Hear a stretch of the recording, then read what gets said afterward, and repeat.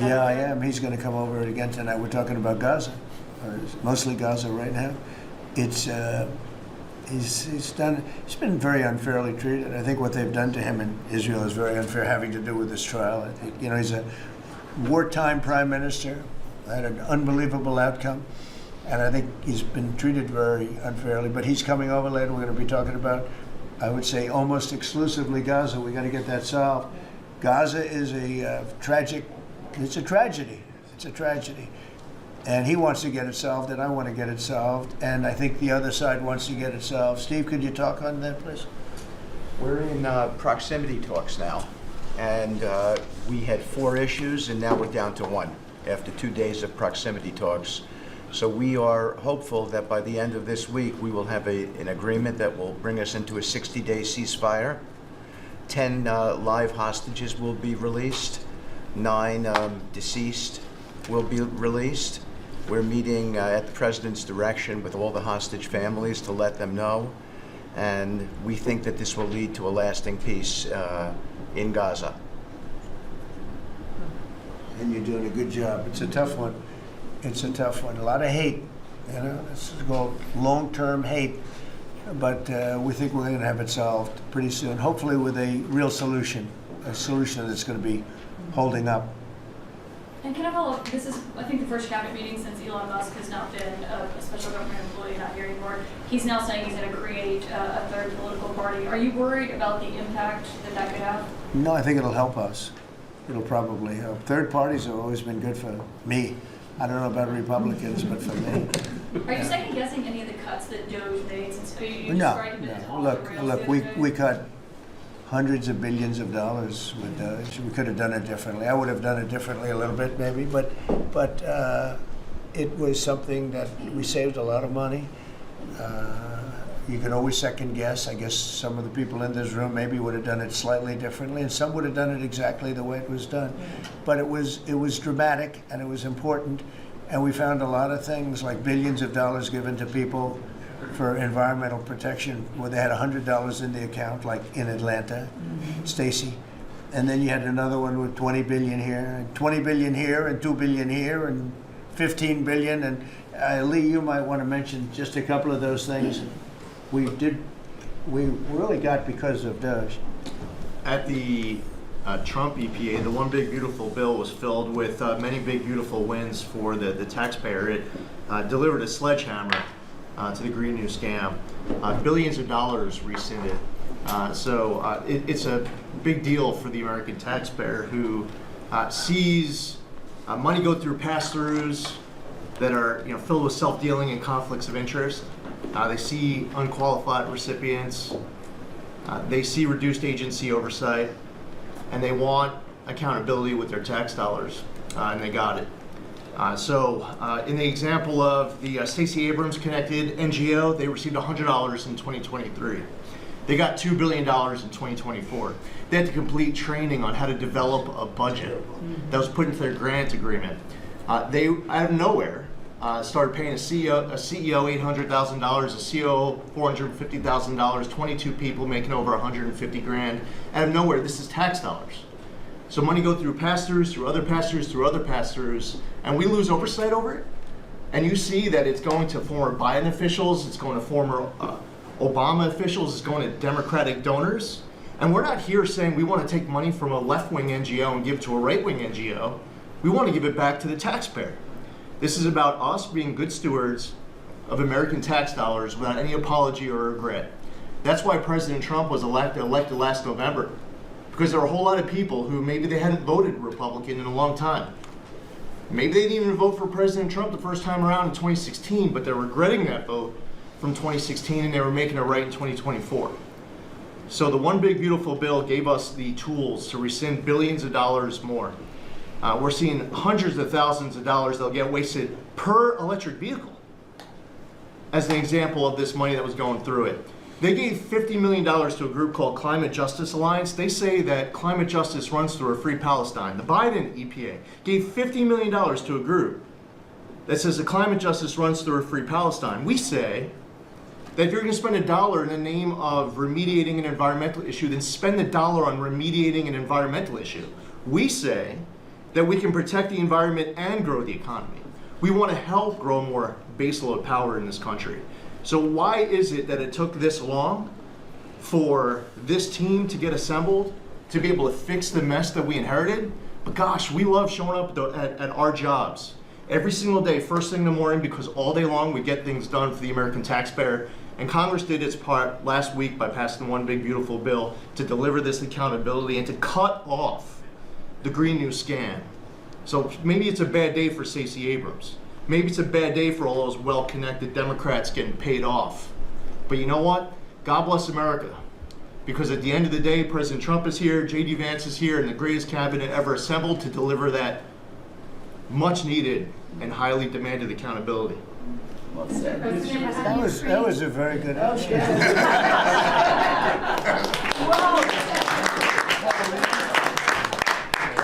And that's from the heart.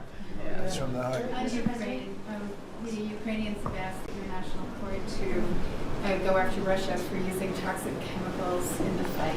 Germany and Germany and the Netherlands have had intelligence saying that.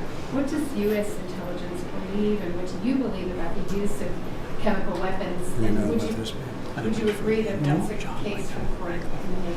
Well, I'd ask John maybe to discuss it if you'd like, John. Well, Mr. President, obviously chemical weapons, if it's documented and its use, it's illegal. It's against all international laws of armed conflict and treaties. And obviously I can't share in this room with this audience the intelligence that I can share with you privately, but obviously you're not going to stand or allow for any violations of international law by anyone. That's right. Thank you. Could I ask Sean to Department of Transportation, Sean Duffy, former great congressman, very popular, decided to go out and make a couple of bucks. He made a lot. Then he got bored with that, though. He likes serving people better, the people. And could I ask you to just discuss a very important subject to me, and that's the modernization of our equipment at airports so that planes aren't crashing into each other and bad things don't happen. It should have been done many years ago. We were going to do it, and then the election precluded that, unfortunately. But we're doing it now. Could you tell them where we are? Yeah, if I could start with Newark. You guys all covered what happened in Newark. We had outages for a couple of 30-second outages a couple months ago. We have, in 2 months, Mr. President, it's historic speed, laid new fiber lines for communication and tested those in the next month. So those new lines for the Philly Tracon that controls the Newark airspace, they're up and running, lightning fast speed. June was the most on-time June ever in the history of Newark for air travel. So that's going incredibly well.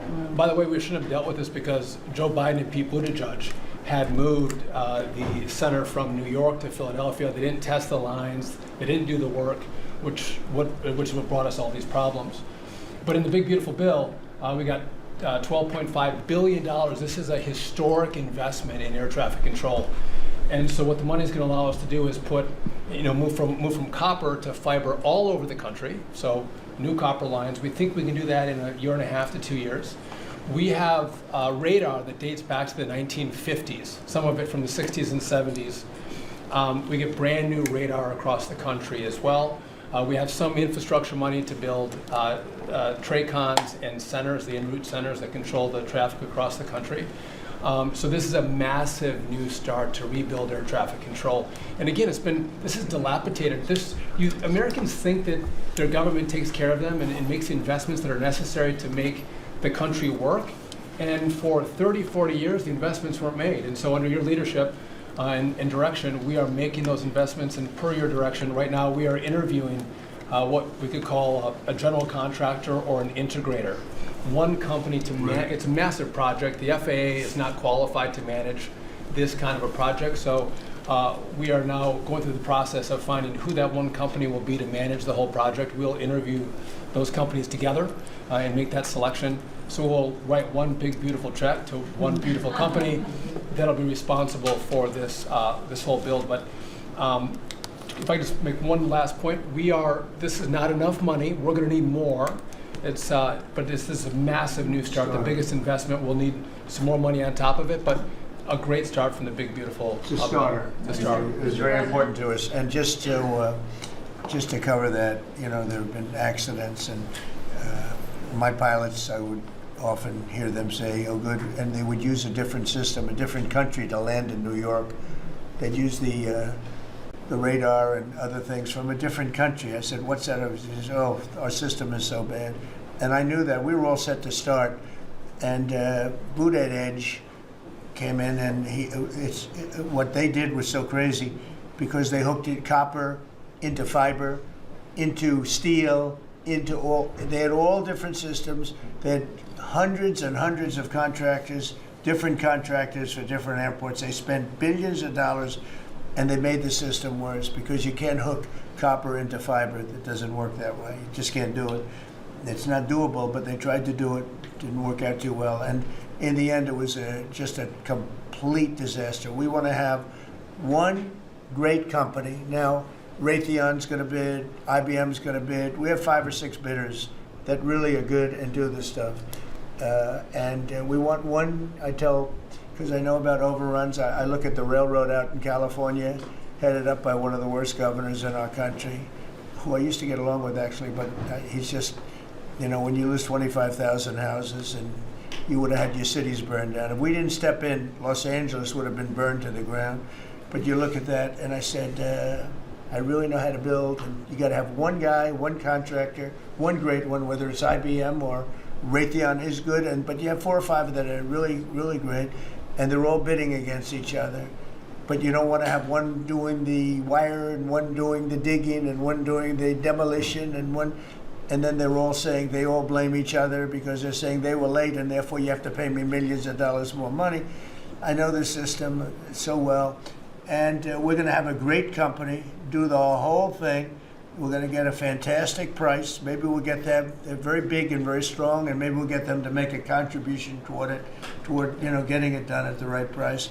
But we're going to have a great system. When we finish, we will have the best system on earth, done by one of the 2 or 3 best companies. There are only a few companies can do this. This is not. But if you would have seen what this other group did, they were going crazy. They had, I heard 3,000 contractors. And then when it all came together, guess what? It didn't work. It's a disaster. So we're going to have in a pretty short period of time, it's going to take us about 2 years to build it, and we'll have a contract given out probably over the next couple of months. We have some great bidders, some great companies that want to do the job. You're going to have great air traffic control. Can I just make one last point on this? So the last administration signed a contract with an American company to fix the copper to fiber, and that contract was a 15-year contract. The system is failing today, but that's how idiotic and incompetent the last administration was. And under your leadership, we're saying, listen, we don't have time. We don't have 15 years. We don't have 5 years. We have to do it right now. And so the president always talks about on time and on budget. We have embraced that. We are going to be on time and on budget. And by the way, you mentioned a train out in California. Stay tuned for probably give us 5 days and you'll have an answer on what's going to happen with the $4 billion that we potentially have invested on a train that's going to go nowhere. It's going to be $120 billion that'll never connect San Francisco to LA. Again, the last administration wasted so much money on projects that never work. If you're going to have high-speed rail, you're going to invest billions, we should actually have high-speed rail in America, not boondoggles that fund political friends and allies and family They have members. from San Francisco, inside of San Francisco to inside of Los Angeles. Should have never been built because airplanes do it better. And you could drive it. You could drive it. No problem with driving it. The roads aren't even crowded. So they were going to do this. Somebody's idea. Somebody got paid off a lot of money, and they started it. It was going to cost a very small amount of money, and it ended up costing literally hundreds of times what the original. And now what they did is they said, well, going into the city is too big a deal, so we'll leave it 25 miles short of the city. So now they're leaving it. They're not going to finish it, really. It's not the same project. So now they're leaving it outside of San Francisco and outside, short of each. They just want to get it done, and I've never seen cost overruns. You know, if you have a cost overrun of 10%, you should be ashamed of yourself. 20%, you should not do any more jobs. This is a cost overrun of 2,000%. something like that. It's unlimited, and it's not finished. And maybe it will never get finished. And I told Sean, look at it from every standpoint, but we don't want to, we have federal money going into that, and it's like throwing it out the window. So whatever you can do to stop it. $15 billion and not one track has been laid. $15 billion and we're 16 years into the project, not one track. Mr. President, On FEMA, Mr. President, you. on New York, you're the most prominent Republican in the country from the city. What do you want to? Anywhere else? I think I can say. I don't want to be a wise guy. Perhaps I can. Maybe Marco. But how do you want Republican voters in the city to vote in the upcoming mayoral election? Should they vote for Eric Adams? Should they vote for Sliwa? Should they pick someone else? Look, number one, you have a communist running, and you shouldn't vote for him. He's a disaster. He's leading. He's got the Democrat nomination because that shows you where the Democrats have gone.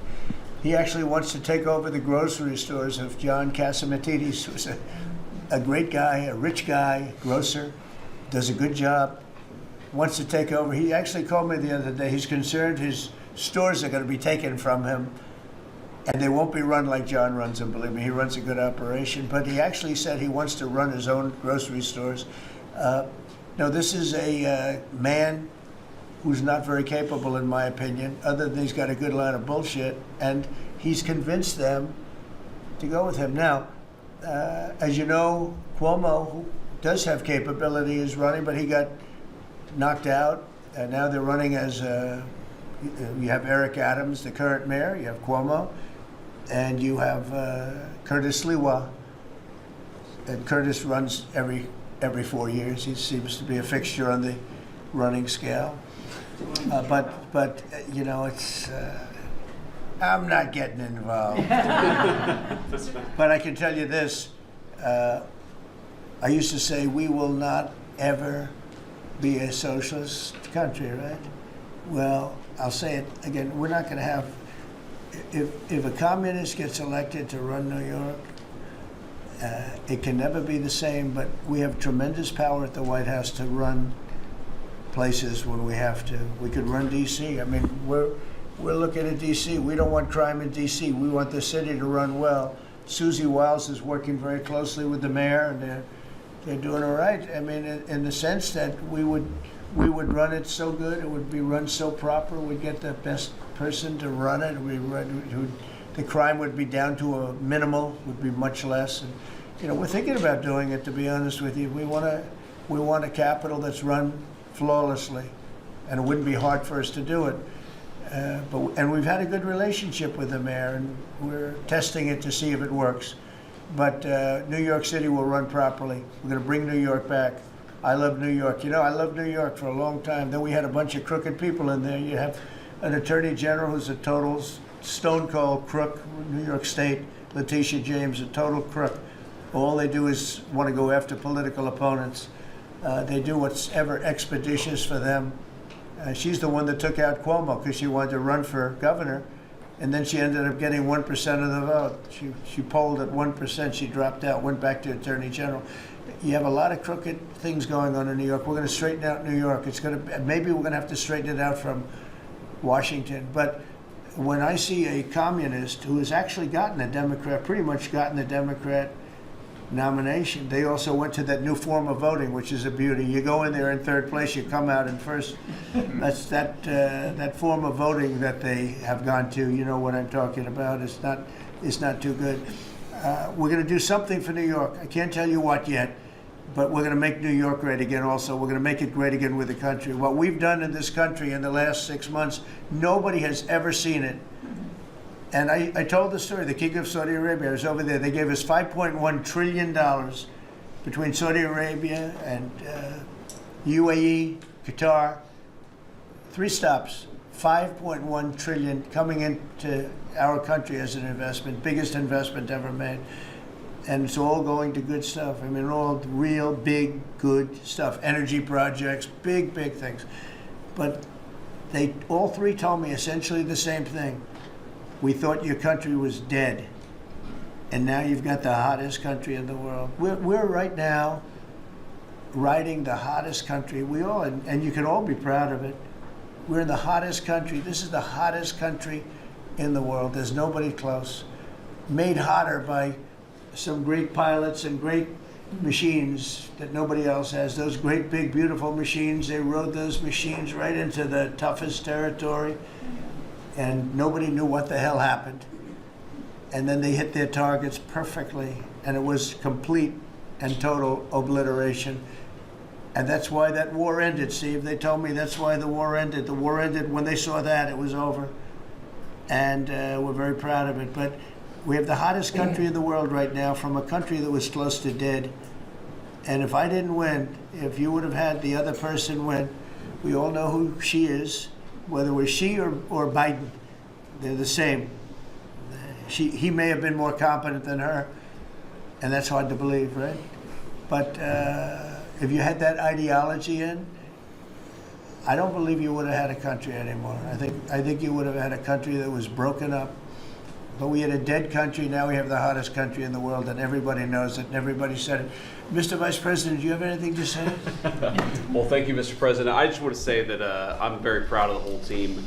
I think everybody has worked together. You see Pete and Marco and Steve working on some of the diplomacy, Christy and Pam working on the border. We just have a really, really solid team, and we've done a lot of good work. And in particular, I want to congratulate the White House staff led by the President on getting the One Big Beautiful Bill passed. Yeah. I was personally skeptical, sir. I never told you this, but I was skeptical we'd be able to get that thing done by July 4th. We did it because we worked together and we worked very well. So it's an honor to be a part of it, but I'm really proud of you guys for doing a great job.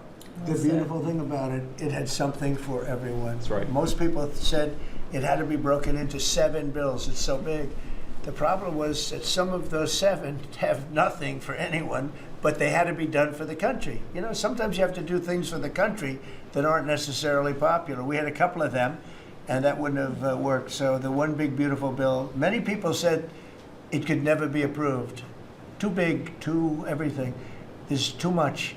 But it had something very big and very important for everyone, and it's great for the country. And remember, the Democrats have come up with a false narrative, you know, just whatever. It's just a line that they send to everybody and that they print. I think in the case of this, it's death, death.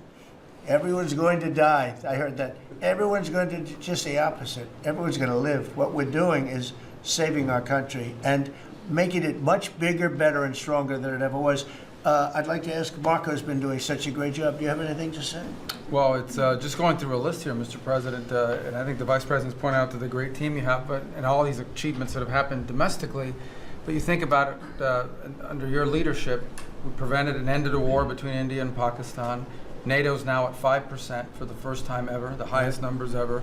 A peace deal between the Democratic Republic of Congo and Rwanda. A 12-day war that ended with an American operation that we're the only country in the world that could have done. Hopefully, pretty soon, a peace deal between Azerbaijan and Armenia. The entire Middle East and the infrastructure of it has the potential now to change because of Syria and Lebanon, and it hasn't even been 6 months. Sure. It hasn't even been 6 months, so it's a great testament to your leadership in this team. Well, thank you very much, and you've done a fantastic job. Could I just ask Linda, she's involved in so much, she's so talented and so good, and she's working on a couple of little things like Harvard, who was given $5.5 billion over a short period of time. We caught him on that one, that's crazy, but you're working on so much, you want to bring education back to the States. How are you doing? Well, absolutely, and thank you for the opportunity. I think on the big, beautiful bill, what we saw, you know, was school choice. That's finally on a national basis at the state level, but there are opportunities now for scholarships more and more often for kids who are in schools. It's going to be a big turnaround. I think one of the biggest accomplishments we had over the past week was the University of Pennsylvania with the Title IX ruling that Leah Thomas was stripped of her title. Riley Gaines and Paula Scanlon and other women who have stood, you know, so strong against men and women's sports. And when you put out the the executive order, I mean, that just solidified and gave them the opportunity. So those are a couple of really, really big wins, and thank you for that opportunity. And how are you doing with Columbia and Harvard? We're negotiating hard. I think we're getting close to having that happen. It's not wrapped up as fast as I wanted to, but we're getting there. Okay, good. and you've done a fantastic job. Thank you very much. It's been a good team. Yep, A lot of team. you have a great team. Around this table, a lot of people help with that. That's right. Thank you very much. Maybe just in closing, you know, we spent a lot of time, effort, very little money on this room. This is called the Cabinet Room. It's been here for a long time. And it had some pictures that were not many of them and not very good ones. And I actually spent time in the vaults. The vaults are where we have a lot of great pictures and artwork. And I picked it all myself. I'm very proud of it. That's Andrew Jackson, the great Andrew Jackson. That's a gentleman named, and we call him President Polk. He was sort of a real estate guy. He was, people don't realize he was he was a one-termer, but he was a very good president. But, and I'm not sure I should be doing this, he actually gave us the state of California. He was the one. He was the one that opened it up. So I'm not sure, maybe he won't be there for long. But if you notice, the frame is the exact same size almost as the other one, as Andrew Jackson. So that was a part of the reason too, I have to be honest. But Polk was actually a very good president who's got the same frame that I needed, okay? And up here you have the original George Washington right behind the light. And then you have Dwight Eisenhower, who was a very underrated president, built the interstate system, and he was the toughest president, I guess, until we came along. But I don't mind giving up that crown, because I don't want to be too tough on it, but we want to be humane. But he was the toughest president on immigration. He was very strong at the borders, very, very strong.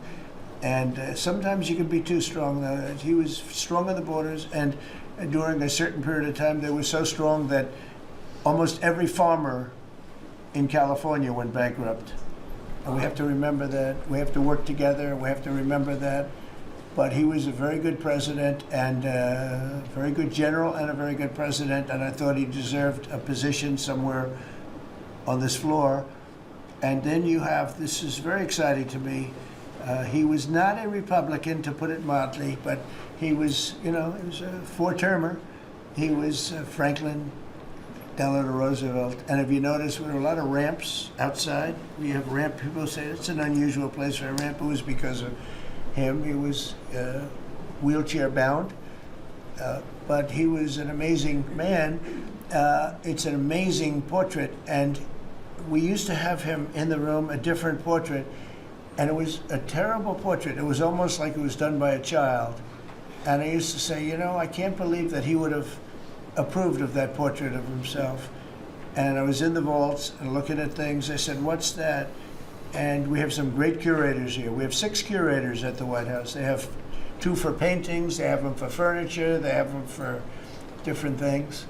I guess cost is no object. Okay, cost is, maybe I'd have 1, but that's all right.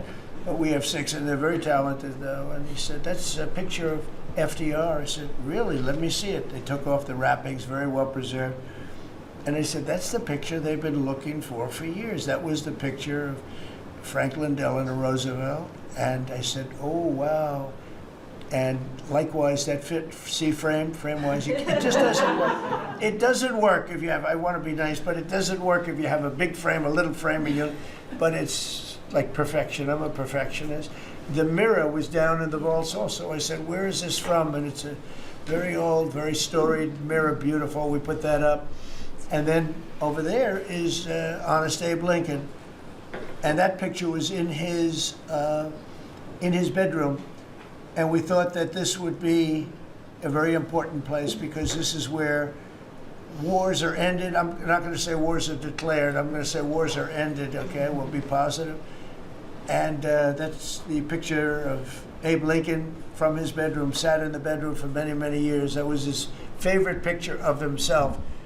And the Lincoln bedroom is very famous. You remember when Bill Clinton had it and he rented it out to people. Okay? We don't do that. But it's an incredible room. And we took that picture from his bedroom. That's Abe Lincoln.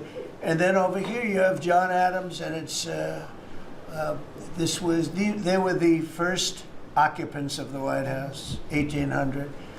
And John Quincy Adams, Mrs. Adams, they were the first occupants. So we have them looking at each other, and in between their stare is Abraham Lincoln trying to make peace.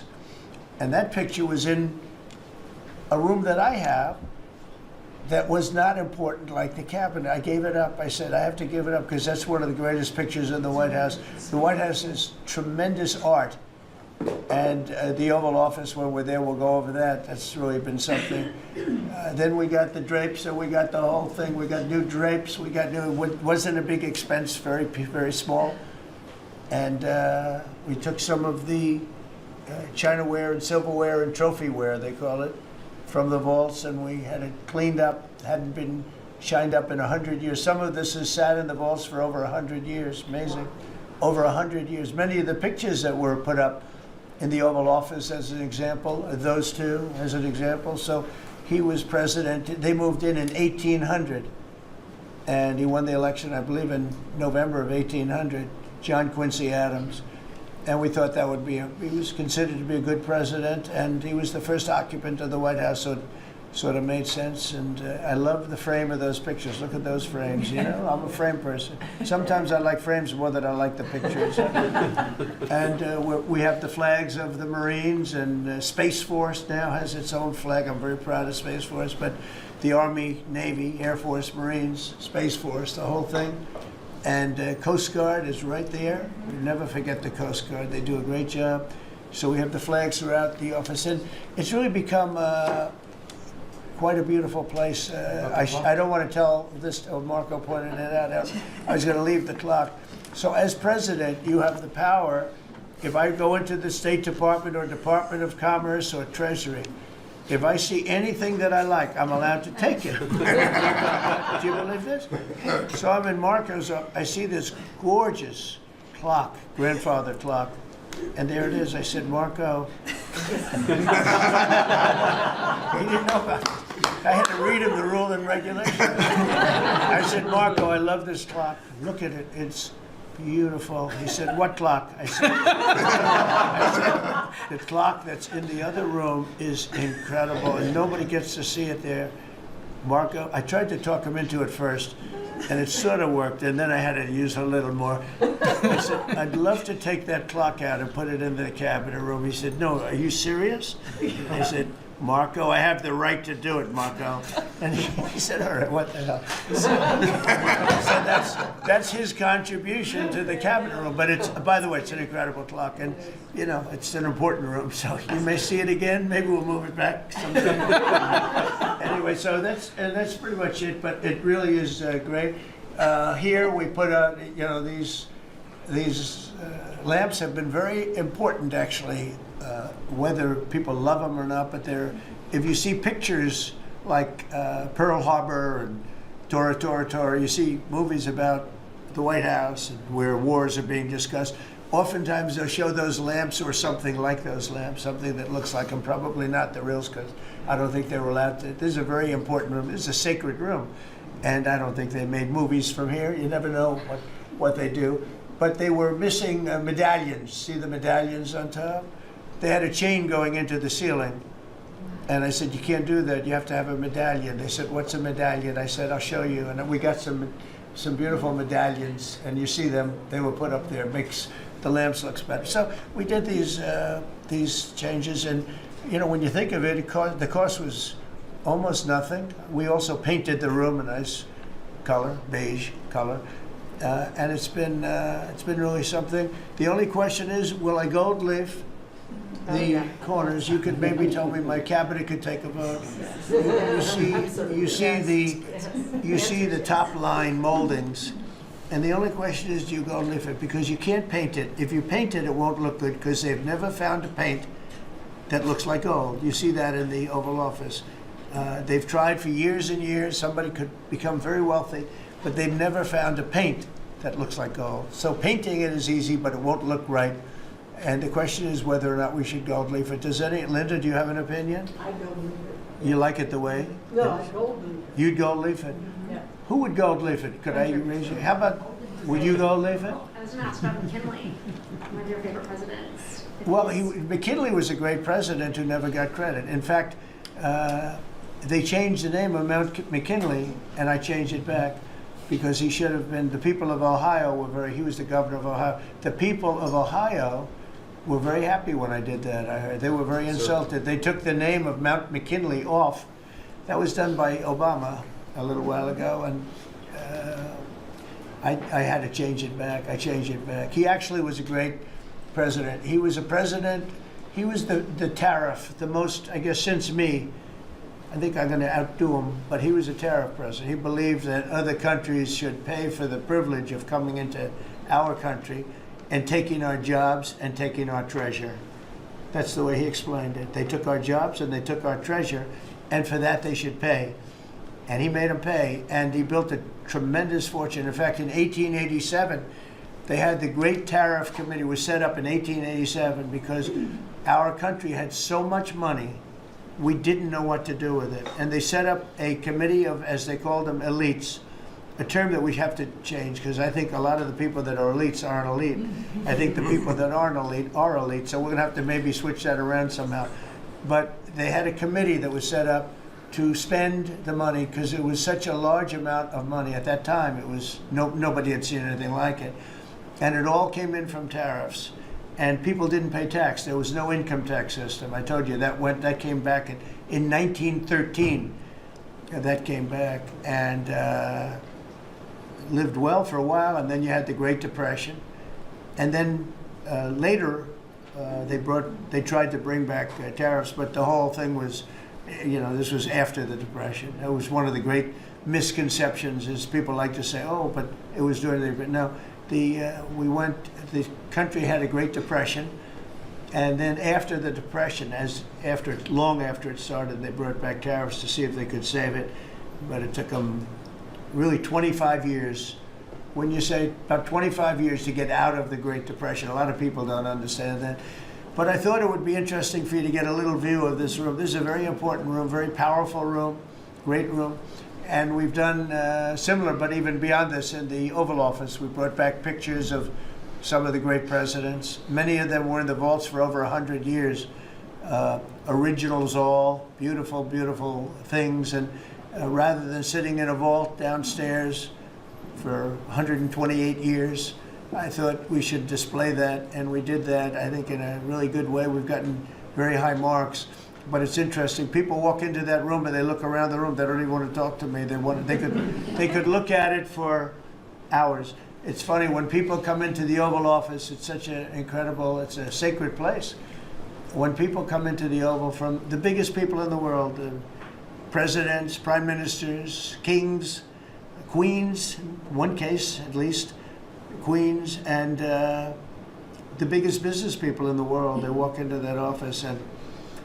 They always say, there's no place like this in the whole world in terms of the power. It's beautiful and all, but there are other beautiful offices. You have businessmen that have offices that are, full floors of office buildings, with floor-to-ceiling glass, and they walk in there and they say, there's no place like this anywhere in the world. There's no place. And, it's what it represents maybe more than the physicality of the room itself. So it's an honor to have you all, media. It's an honor to have you. I just want to say we have a fantastic cabinet. Every one of them is a star in my book. And if they're not, I'll let you know about it. I'll throw them to the wolves. I'll throw them to the wolves in 2 seconds because our country comes first, right? But I just want to thank you all for being here. It's been a lot of fun. Thank you very much, everybody. Thank you. Thank you, press, everybody. Thank you, press. Thank you, press. Thank you, press. Thank you, press. I'll tell you some other time. Thank you. Thank you, press. Yeah, I will. Thank you, press. Are we talking about next week or again? You want to move down? Do you have some room over here? If you want, you could leave the cameras there. It's fine. But if you want, there's a lot of room over here. See an engine move out to the end if you want. Way out to the left. To the left. To the left. Are you able to get them all in the room? Are they in? Yes, sir, they're in. Are you okay? Thank you very much. We've had a tremendous 6 months, and we've had a tremendous 2 weeks, which now is, I guess, 3 weeks. And we have a tremendous group of people here that have done a great, unified, beautiful job. I want to in particular because of what she's gone through this last few days, done an incredible job. As you know, Christy, I'm going to ask you to say a few words about Texas. The first person there was the first person I saw on television was you, actually. And you've worked great with the governor, who's terrific. And you might want to tell a little bit about the trials and tribulations, but we appreciate the job that you and everybody have done. You had people there as fast as anybody's ever seen.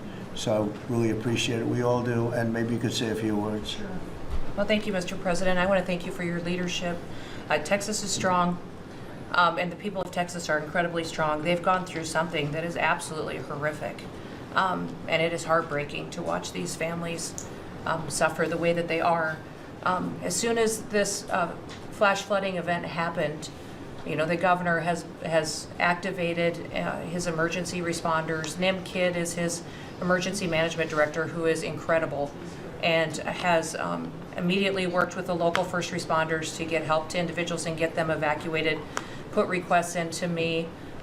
We deployed, sir, right away, as you know, because you and I were talking a lot during this time, the Coast Guard.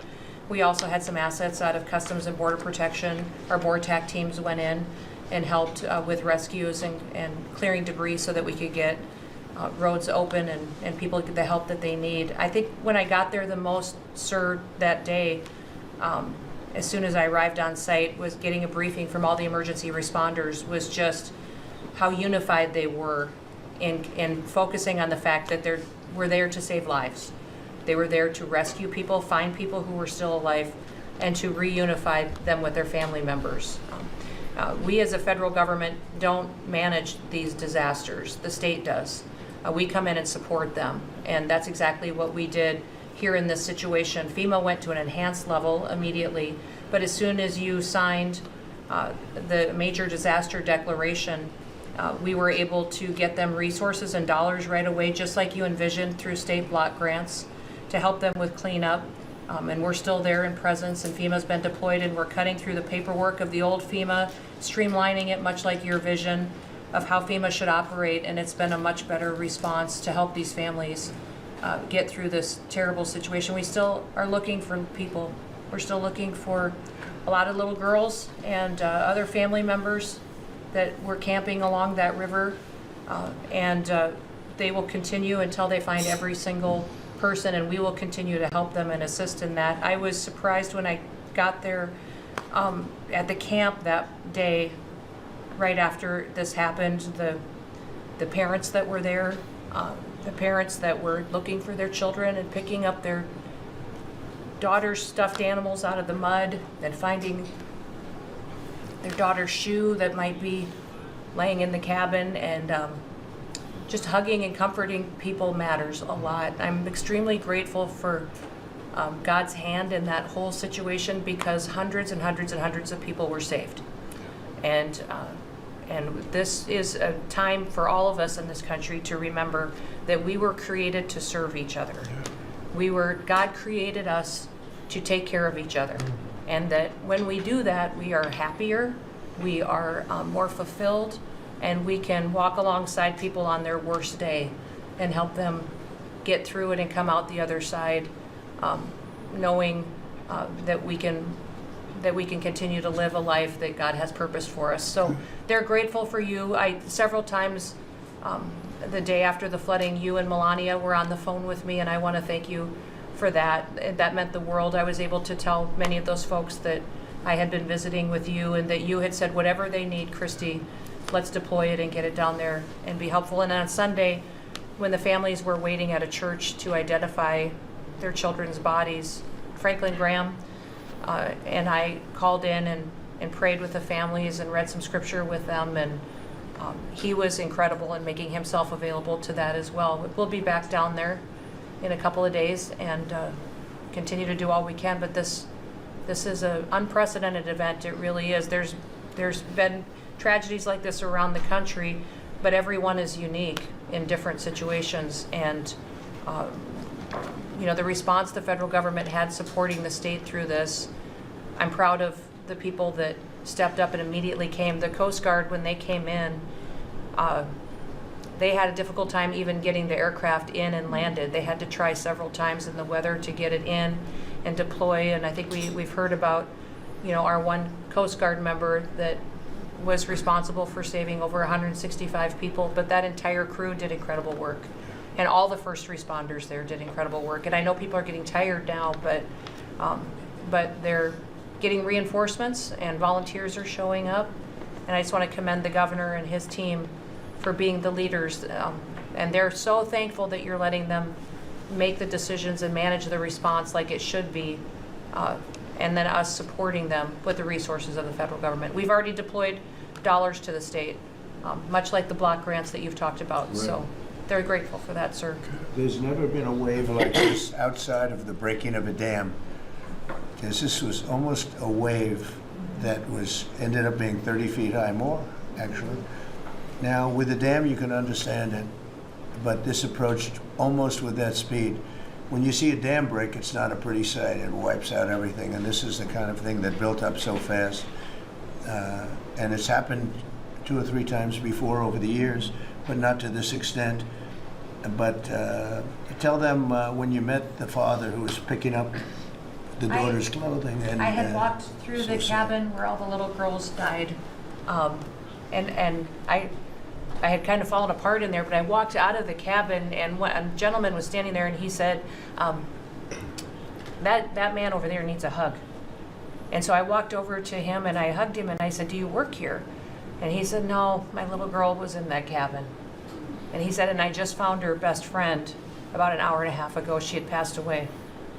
And he just fell apart. And so then we just hugged and talked for probably an hour about that. But then there was the grandpa was there looking for his granddaughter as well. There was a dad there of one of the counselors. The counselor was alive, but she was dealing with the fact that she had hung on to some of these girls and was trying to keep them out of the floodwaters and had gotten hit by something and had lost 2 of the girls and wasn't able to hang on to them and was going to live the rest of her life thinking about that moment when she wasn't able to hang on to these girls. But these parents were picking up their kids' belongings out of the mud and throughout the camp and putting them in bags. And then one of the dads said, I knew 50 of these girls here. So I knew that was her dress and my daughter's friend's dress. So he was picking it up and putting it in a bag to return to her parents. And so it was and then the director was there comforting everybody who had lost his father the night before too. And he was still there trying to facilitate all of these parents grieving their children and find them. So the strength of people is incredible. One of the things that I asked there that day was that they all have escorts or counselors when parents come in.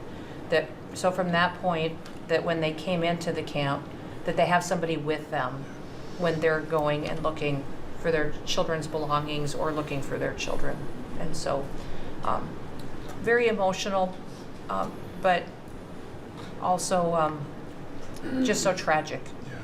The relationship with Texas and the governor has been obviously very good for years with me, but the relationship with Texas and their first responders and us with our first responders and lots of other people, and we brought in a lot of helicopters from all over, and we had a lot of helicopters. It was actually dangerous, a lot of helicopters up there, but they were real pros, and they were responsible for pulling out a lot of people, and we got them there fast, and Texas had some good ones too, but the response has been incredible, and the fact that we got along so well, I don't know, I don't even think that's a political thing, but we got along so well, and it was so unified. I think a lot of lives have been saved. That could have been as bad as it was, and you could have lost double or triple.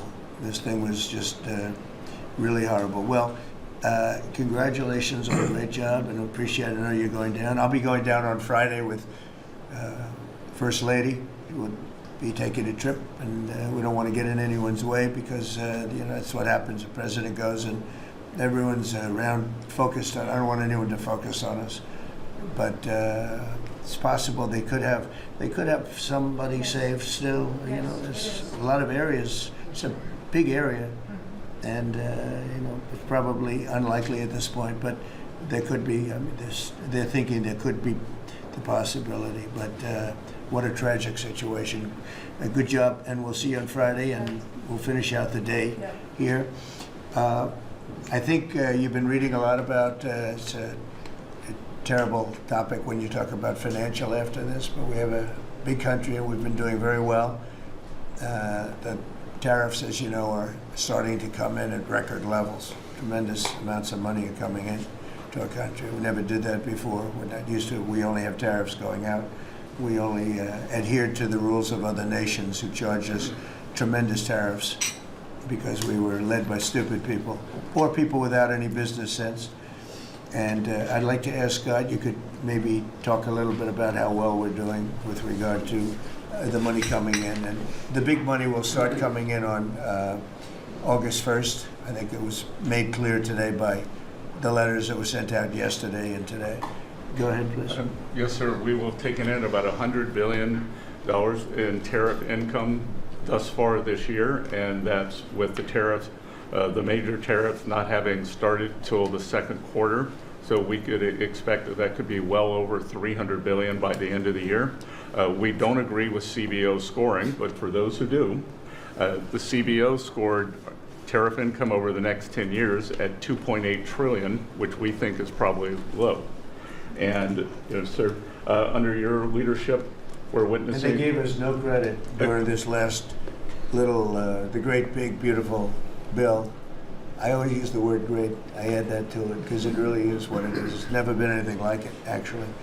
And I want to thank all the Republicans that voted for it. And I want to, scold the Democrats because they're voting for tax cuts. They're voting for no tax on tips, no tax on Social Security, no tax on overtime, and many, many other things far more important than that.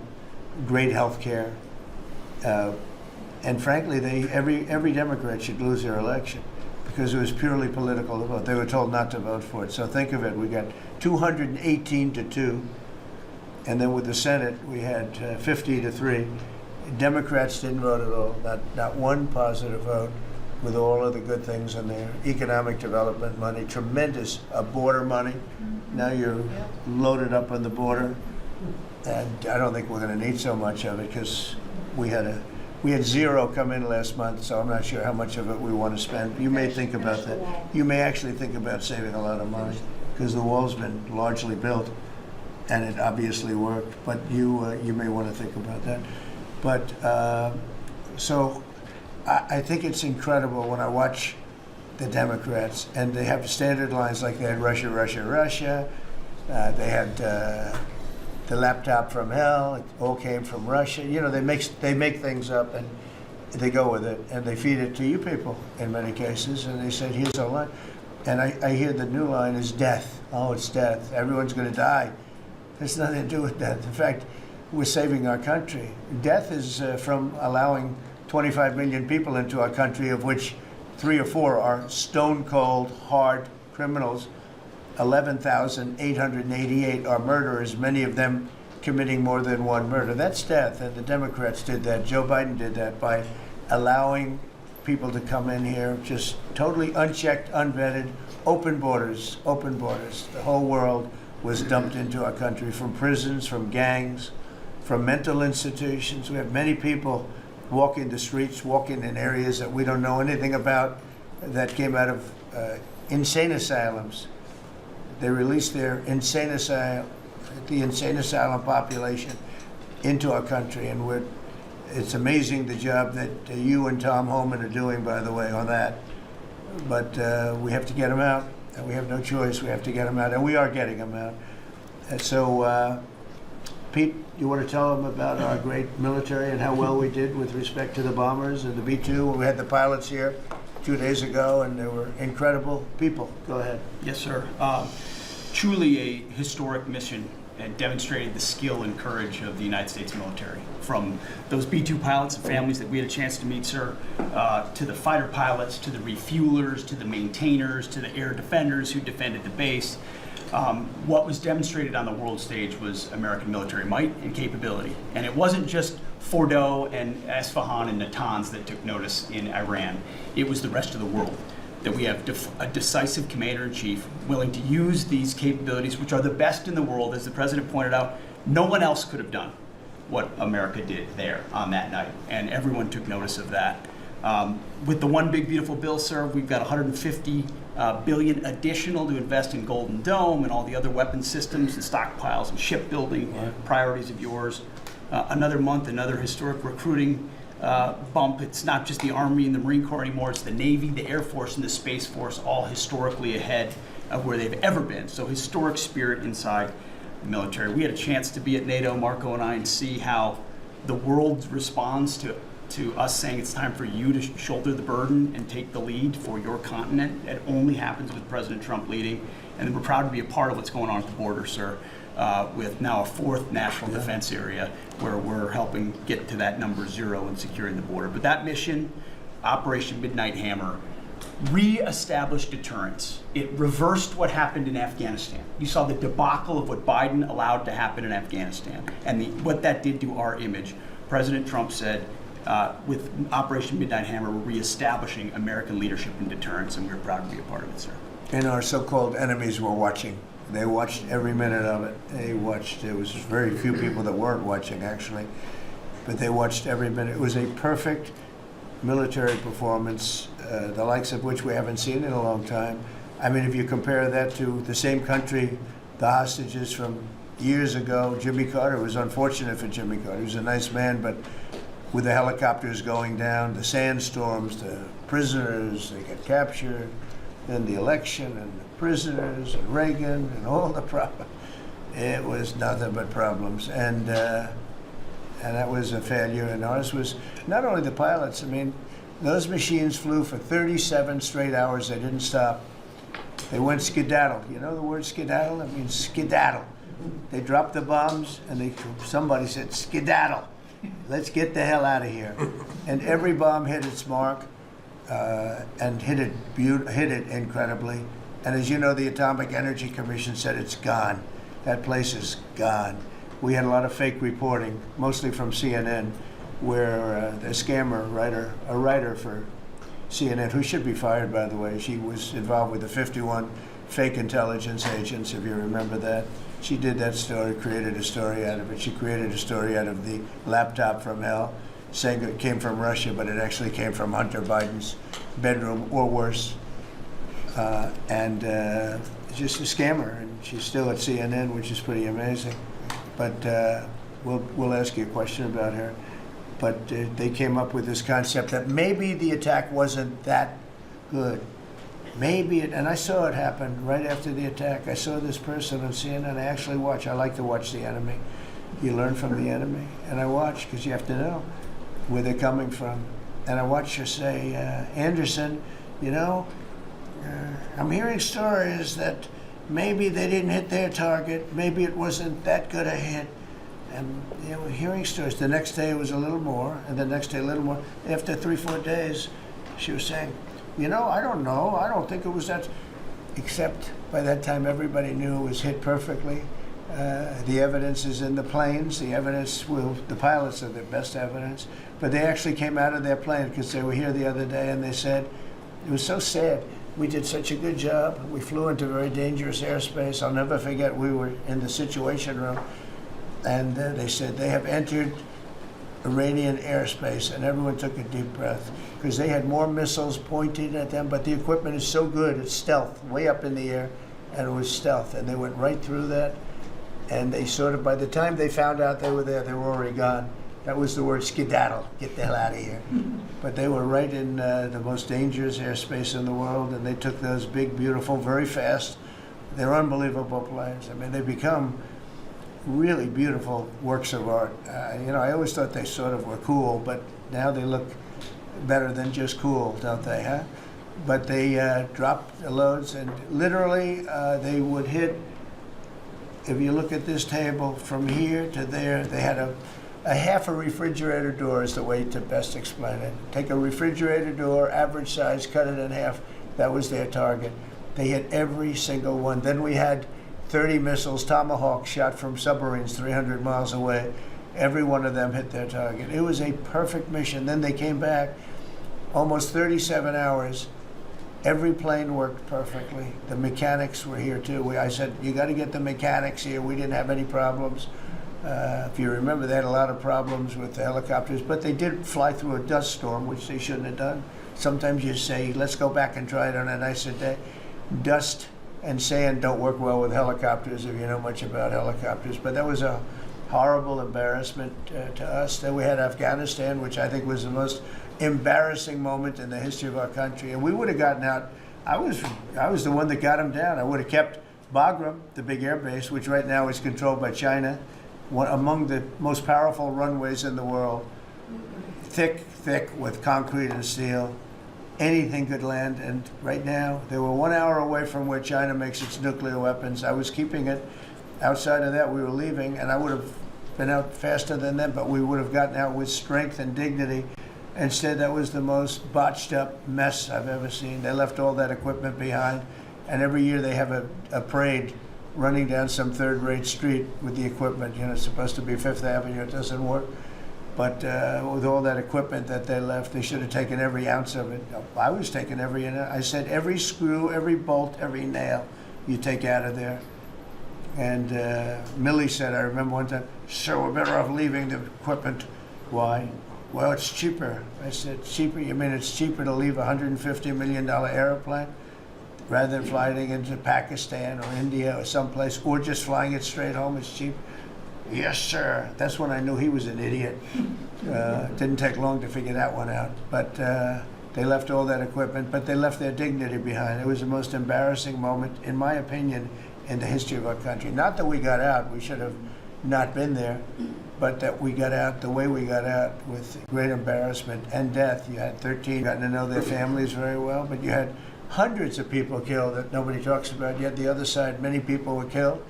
Many people are walking around with no legs, no arms from that whole thing. They left from the wrong airport. They should have left from Bagram, because Bagram was a big base with hundreds of miles of fencing and territory around it. Nobody would be able to get near it, and they left. So, we've done a great job, and I think people are really starting to see it. They're starting to appreciate it. Pete's done fantastically. That mission was a work of art. And I have spoken to some of our perceived, I don't know if they're enemies, but they're perceived as being potential enemies. And they essentially said the same thing. Very impressive. There wasn't a thing that we didn't lose an engine. We didn't lose it. They landed and they were cheered.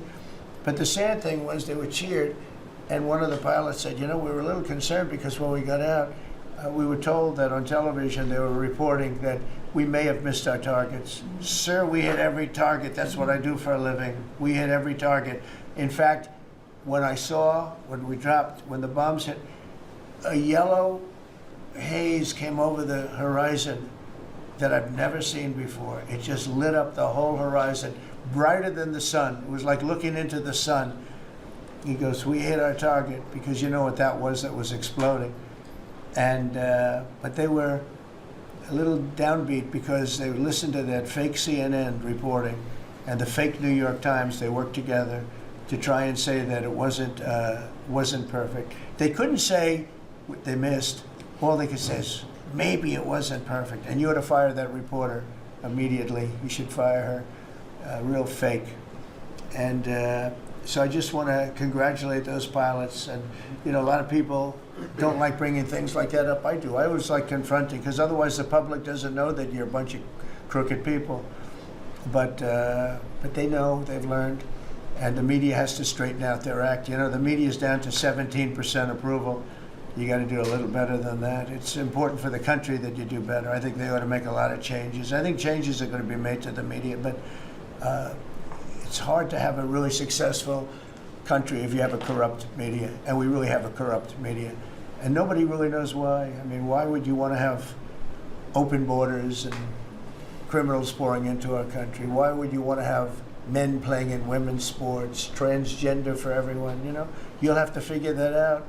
But some of you don't. I mean, I'm looking at some people, they love the country, but I look at other people and they can't.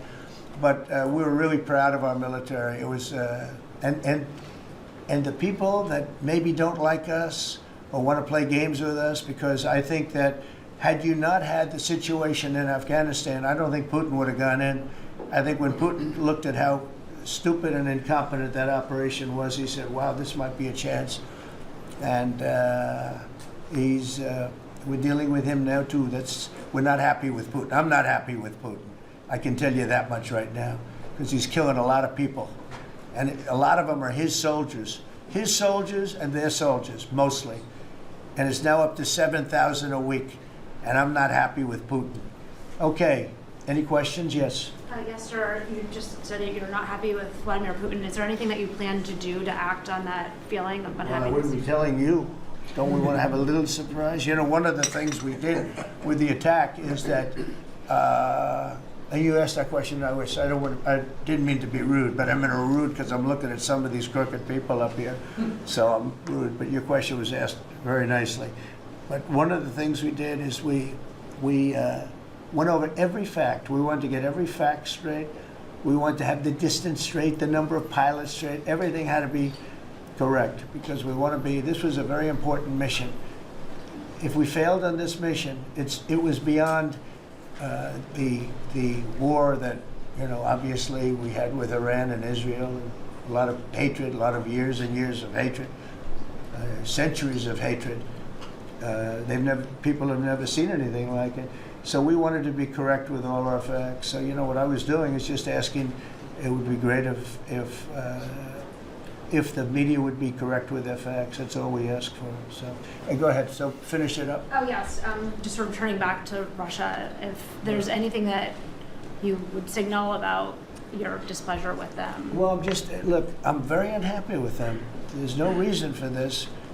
It's turned out to be tougher, but it's only tougher. And I will say the Ukrainians were brave, but we gave them the best equipment ever made. We gave them the anti-tank busters that knocked out tanks. I mean, you just aim them in the direction of the tank and the tank is gone. We gave them missiles, the latest and the greatest. They were able to shoot down a lot of things that would have normally wiped out. You know, probably would have been a very quick war. It would have been a war that lasted 3-4 days, but they had the benefit of unbelievable equipment. And Europe gave them too. We gave them far more because Biden shouldn't have done that. He should have equalized. And we should have given him the same, or we should have given actually less than Europe. It affects Europe much more than us, but we're in there for over $300 billion. Europe's in there for over $100 billion, but still, Europe gave a lot. And I will say this, the Ukrainians, whether you think it's unfair that we gave all that money or not, they were very brave because somebody had to operate that stuff. And a lot of people I know wouldn't be operating it. They wouldn't have the courage to do it. So they fought very bravely. But we gave them the best equipment in the world. We make the best military equipment by far. There's nobody close. You look at other equipment from other countries, it's not even close. That's why everybody wants to buy our equipment. And that's why we're going to step up these contractors now that make it, and they're brilliant, but they make it too slowly. And we have to step them up, Pete, and let them make it at a much higher rate. Unfortunately, we have to do that. But if you look at our Patriots, if you look at our Tomahawks, if you look at our, well, what we do with tanks is, you wouldn't want to be driving a tank. You would feel nice and secure, but they are javelins, they're called. And I gave them the javelins. Remember they said Trump gave the javelins and Obama gave them sheets, right? They called Obama at that time. Barack Hussein Obama, if you haven't heard, did a terrible job. But that was a war that should have never happened, and a lot of people are dying, and it should end. And I don't know, we get a lot of bullshit thrown at us by Putin, for you want to know the truth. He's very nice all the time, but it turns out to be meaningless. Do you want to sanction him? Lindsey Graham has a sanctions bill on Russia. Do you want him to move I'm that looking bill? at it, yeah, no, I'm looking. The Senate is passing and passed a very, very tough sanctions bill. Yeah, I'm looking at And it. you'd sign that? It's an optional bill. It's totally at my option. They pass it totally at my option and to terminate totally at my option. And I'm looking at it very strongly. Yesterday, you said you want to see more Go ahead, weapons. please. The Council of Economic Advisors released a new report saying that imported goods have actually decreased in price from December. I know, it's not through an March. issue. Well, my question is, With the tariffs. Well, the Fed chairman keeps saying that tariffs are going to cause price increases. Are we the prices just not Chairman passed of the through Fed? yet? Yes, exactly. Well, Are the you prices- do a better job than him. Thank you. Are the prices just not passed through yet? No, I think what's happening is everything's evening out. You know, when we charge, see what people don't understand, the other countries have been charged, almost every country charges us tariffs. We had deficits with everybody for years, for decades. And we were like this big monolith that made bad deals with everybody. We rebuilt South Korea, we stayed there. It's okay, we rebuilt it and we stayed there. And they pay us very little for the military. I got them to pay billions of dollars, and Biden then canceled it when he came in. You know, I sent to South Korea as an example. You know, we give you free military, essentially, very little. And I think you should pay us $10 billion a year. And they went crazy. But they agreed to 3. So I got 3 with a phone call. And I was satisfied. I said, but next year we have to talk. And then we had a rigged election, and we never got to talk. And you know what Biden did? They probably went to him and they said, listen, Trump treated us terribly and we shouldn't be paying anything, and he cut it down to nothing. So that's what happens. It's ridiculous. That's the other thing. We're talking to countries about contributing to the military, not only just paying more in NATO, but contributing. You know, we have 45,000 soldiers in South Korea. We have 45,000 soldiers in Germany, 52,000 actually. And you know, that's a huge economic development for them. That's tremendous amount, just like having a city. It's tremendous money for them, and it's a tremendous loss for us. So we're talking, in a very nice way, we're talking to them about it. It's very unfair. We supply the militaries to many very successful countries. I mean, South Korea is making a lot of money, and they're very good. They're very good, but, you know, they should be paying for their own military. President Trump, can I ask you a question about Jerome Powell as well? And then the question to the Attorney General. Jerome Powell, and then I have a question for the Attorney General. Jerome Powell, who you've been pressuring to lower interest rates, he's facing accusations of lying to Congress, which is a potential crime about the Well, then he should resign immediately. We should get somebody in there that's going to lower interest rates. Do you want congressional Why don't you call for his resignation? Do you want congressional Republicans to investigate and It's pursue okay and with punish? me. I think he's terrible. I think, look, we're paying, I call him Too Late. T-O-O, Too Late, like Too Tall Jones for the Dallas Cowboys, right? Too late. He's always late. But he wasn't late with Biden before the election. He was cutting him like crazy. It didn't help too much, did it? But he was cutting him like crazy before the election with Kamala and Biden. He was trying to get them in, I guess. I don't know. He was recommended by somebody that worked for me. I like you better. If I can ask the Attorney General a question too, President. Sure. Your memo and release yesterday on Jeffrey Epstein, Yes. it left some lingering mysteries. One of the biggest ones is whether he ever worked for a American or foreign intelligence agency. The former Labor Secretary, who was Miami U.S. Attorney Alex Costa, he allegedly said that he did work for an intelligence agency. So could you resolve whether or not he did? And also, could you say why there was a minute missing from the jailhouse tape on the night of his death? Yeah, sure. If I Ma'am, could, could I just interrupt for Sure. 1 second? Are you still talking about Jeffrey Epstein? This guy's been talked about for years. You're asking, we have Texas, we have this, we have all of the things. And are people still talking about this guy, this creep? That is unbelievable. Do you want to waste the time, and do you feel like answering? I don't mind answering. I mean, I can't believe you're asking a question on Epstein at a time like this where we're having some of the greatest success and also tragedy with what happened in Texas. It just seems like a desecration, but you go ahead. Sure, sure. First, to back up on that, in February, I did an interview on Fox, and it's been getting a lot of attention because I said, I was asked a question about the client list, and my response was, it's sitting on my desk to be reviewed, meaning the file along with the JFK, MLK files as well. That's what I meant by that. Also, to the tens of thousands of video, they turned out to be child porn downloaded by that disgusting Jeffrey Epstein. Child porn is what they were. Never going to be released, never going to see the light of day. To him being an agent, I have no knowledge about that. We can get back to you on that. And the minute missing from the video, we released the video showing definitively the video was not conclusive, but the evidence prior to it was showing he committed suicide. And what was on that, there was a minute that was off the counter. And what we learned from Bureau of Prisons was every night, they redo that video. It's old, from like 1999. So every night the video is reset, and every night should have the same minute missing. So we're looking for that video to release that as well, showing that a minute is missing every night. And that's it on Epstein. Mr. President, just on the tariffs again, August 1st, you said it is the deadline. What incentives do countries have to negotiate? It seems that deadline keeps moving. It was April 2nd, now it's... We didn't move, no. It's always been August 1st, that's when we're paying. A statement was put out today, and I put it out just to make it clear. It wasn't a change, it was August 1st. We don't change very much. You know, every time we put out a statement, they say, he made a change. I didn't make a change. A clarification, maybe. No, August 1st they pay. And everybody pays, everybody has to pay, and the incentive is that they have the right to deal in the United States. If they don't want to, they don't have to pay, and they don't have to deal here.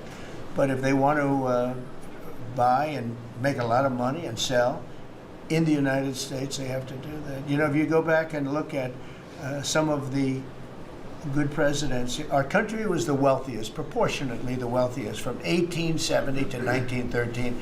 It was an all-tariff country. We didn't have income tax. That came in in 1913. We had tariffs. And we had so much money we didn't know what to do with it. We had, we had a couple of presidents that were very, very strong. McKinley, I guess more than anybody, but he was the tariff king, but he was very, very strong. It's sort of sad. He made a fortune for this country, became very rich, and then Teddy Roosevelt went out and vice president, and he spent the money. And they said Roosevelt was a great president. And let's say he was a great president, but the money was paid by McKinley with tariffs.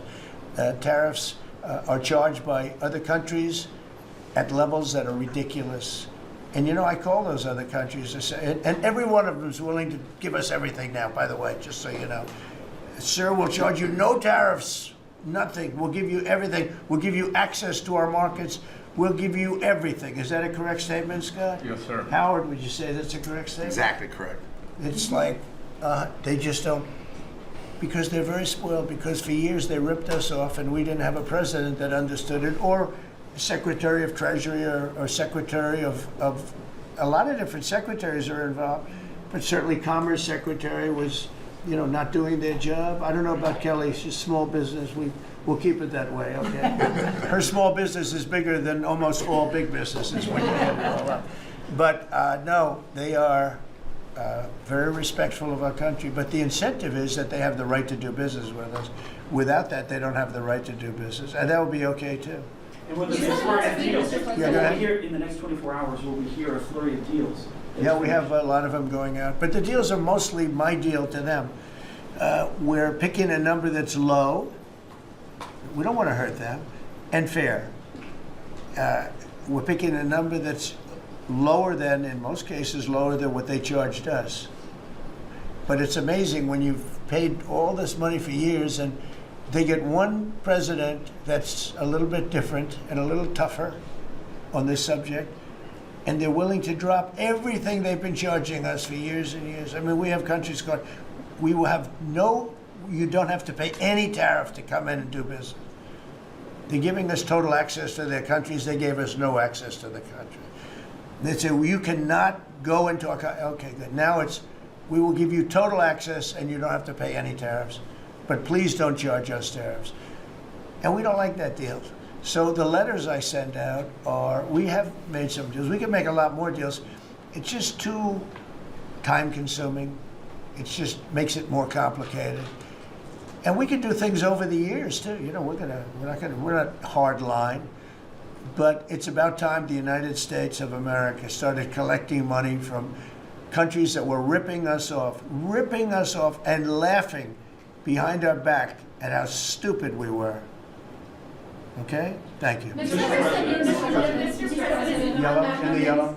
On the tariff issue, so you've talked about India coming, but then a couple days ago, you issued a new tariff threat to members of the BRICS countries for Yeah. if they aligned with anti-American policies. 10% charge. That would be India, Brazil. That's right, they have to pay 10% if they're in BRICS. Because BRICS was set up to hurt us. BRICS was set up to degenerate our dollar and take our dollar